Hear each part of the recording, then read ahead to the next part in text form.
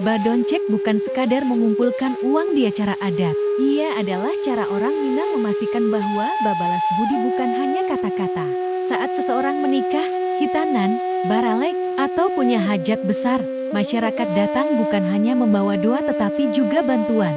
Uang yang diberikan dicatat, bukan untuk diingat sebagai hutang, tapi sebagai ikatan sosial.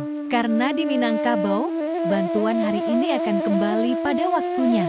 Seperti dicatat Mohtar Naim, Badoncek adalah ekonomi gotong royong yang menjaga marwah, bukan meminta belas kasihan.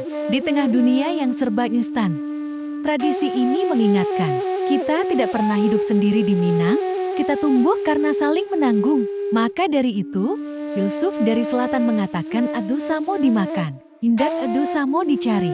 Bah menurut Dun Sanak tuh,